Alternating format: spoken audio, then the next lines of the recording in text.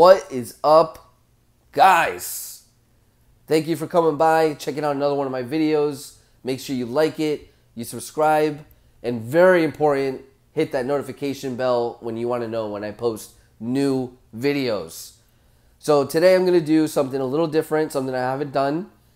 I'm going to be talking about the different denominations of silver. I have the most popular ones here. There's obviously more denominations in this, but I'll touch on those briefly. But I want to stick to the most popular ones. And I'm just going to talk about, with every denomination, kind of the purpose of each one, at least the way I see it. Please, feel free to chime in the comments and, tell me whatever you think or what denomination you prefer. So anyways, the most common denomination is obviously the 1 ounce denomination, right? Every coin series, 99% of the coin series will at least offer the 1 ounce version, okay? The only one that I know of that is a popular series and doesn't have a 1 ounce is the Queen's Beast series, which only offers the 2 ounce and the 10 ounce, okay? In silver. I'm talking silver. So then I wanted to show you guys this little 1 ounce bar. So I have all these generics on top of the same denomination just so you guys could see. The 1 ounce denomination is probably going to be the meat and potatoes of your stack, especially if you're doing like maples and American Eagles and coins like that. But what I want to say is when you start buying the 1 ounce denomination, you should kind of have a preset amount. You should be like, okay, every time I buy 1 ounce coins, I want to buy in increments of 3 or 4 or 5, etc. And the goal here would actually be to at least hit 5, okay? And the reason being, when you start buying 5 American Eagles, you start getting a volume discount. So instead of buying 3 at full price, you could buy 5 and you get a little discount. And obviously the higher up you go up to 10 and it's even more of a discount.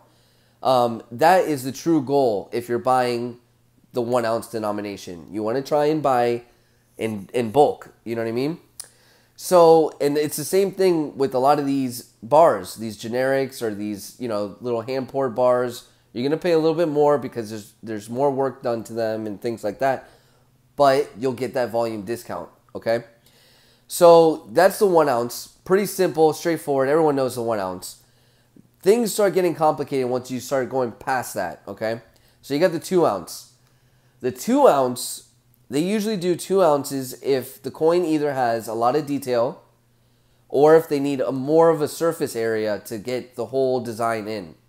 And they also, if you noticed, a lot of the ultra high relief coins happen to be those 2 ounce coins. And it's because they need that extra silver to be able to raise that and bring up give it that high relief, which is super expensive, by the way. If you ever want to buy those, they're very expensive. And these 2 pieces, believe it or not, are the only 2 pieces I have in this 2 ounce denomination. I stopped buying the Queen's Beast Silver 2 ounce and I actually switched to the 10 ounce. And I started buying the 10 ounce, which I'll get into. So this was the first in the series, so I ended up buying that. That's the only reason why I bought this, the Lion. And this is from Polar Bear Pours. This is a 2 ounce bar, and I don't have any more. That's it. That's the only 2 ounce stuff I have. For me personally, the 2 ounce denomination doesn't make sense. It doesn't work for me, and that's my personal preference, okay? So now you have the 5 ounce, and keep in mind, there's mints and people that do these bars that sell 1 ounce, they sell 2, 3, 4, 5, and I'll see a lot of guys buying every single denomination. It's kind of like a selling thing, they do those different denominations just to have people buy all of them. It's like, kind of a gimmick, I want to say. But it's also for the preppers, I understand that, and that's what those smaller denominations are. So you got the 1 gram silver, you got the half an ounce silver. There's a bunch of different denominations lower than the 1 ounce. But keep in mind, when you start buying stuff like that, you're limiting who you're selling to, because now most of the people that buy those denominations, those smaller ones, are those preppers that believe that they're going to be needing that to be able to barter and do things like that. You know what I mean? So they want to buy those smaller denominations. So keep that in mind. You're limiting who you're selling to, and also you're paying more for those smaller pieces. A half an ounce is close to a full ounce in price. Okay? If you pay attention, you'll see that some of the half ounce coins are going for almost as much as a full ounce. All right? And it's because they don't sell that many, and like I said, the market is a lot smaller in those smaller denominations. All right, so then we have the 5 ounce. When you want to buy a 5 ounce coin, and there's very few coins that you could actually get close to spot that are 5 ounce. And I'm talking like a government-backed 5 ounce coin. So, for example, this Libertad, the Libertad sells 1 ounce, 2 ounce, they got 5 ounce, and I don't know if they have any other denominations, but whatever. So I ended up paying more for this 5 ounce because they're limited. They don't make that many. There's not that many people that would buy the 5 ounce version. So for that, you're paying more. And that's the case with a lot of these 5 ounce coins that are government backed. So keep that in mind when you're buying these 5 ounce coins. For this price, I could have actually got 5 Libertads and it would have worked out cheaper. Okay. But, you know, I'm also a collector. I appreciate these coins, especially the Libertads. I love them. So I wanted the 5 ounce version. I paid a little bit extra for it. And then this little guy right here, this is a 5 ounce silver button from Scottsdale. These things are cool. You can get 5 ounce generic stuff or hand poured stuff or these bars for cheaper than you would a government backed coin. And you could actually get them cheaper than maybe like 5 Eagles and stuff like that too. If it's one hunk of silver. Then you have the 10 ounce. And now this is my bread and butter. I love the 10 ounce denomination. For me is the best denomination. All right. And like I said, feel free to comment and let me know what your denomination is and why. Make sure you just don't say it. You actually explain why, because I'm curious. But for me, the 10 ounce is perfect. Okay. I set aside a certain amount of money. I know when you're messing with the 10 ounce denomination, expect to dish out 170 and up to 200, 220, right? Especially for like these coins. They have a little bit of a premium. You're paying a little bit more because of, you know, how limited they are and whatever, okay? So, for example, this was about 200, I think, on the nose, if I remember right. I could be wrong. Whereas this, I got for like 160. So that, to me, is worth it. 10 American Eagles right now would go for about I think I saw them for 179. I think that was the cheapest I saw. I don't know. Correct me if I'm wrong or if you saw any cheaper than that. But if you're buying these bars, these 10 ounce bars, you can get great deals.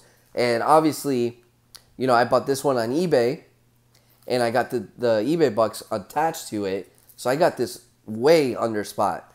So the 10 ounce for me is perfect. I like the way they stack. I like how much room they take. They don't take that much room.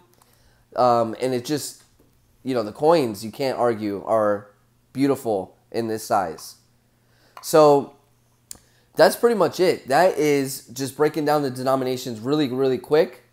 And, you know, like I said, you got to find your denomination that you're comfortable with and kind of stick to that and save up until you can buy in bulk. That is so important. You don't want to be buying one American Eagle every so often. You want to try and at least save up and buy 5 or 3 or whatever if you could get that volume discount. So it's very important you do that. You'll be stacking a lot faster. Even though you're saving the money, it's taking you time to save money, you'll see that you're actually accumulating more silver by saving your money and buying in bulk because you'll have more money left over and you can start putting it towards your next round of Eagles or whatever have you. All right? And this is all for like normal stuff. You know, if you want to start going into like heavy premium stuff, then obviously it changes the game a little bit. But this is just a generalization of the different denominations and, you know, what I think is the perfect denomination, which is the 10. The 10 ounce denomination is the way to go. Anything bigger than that, okay?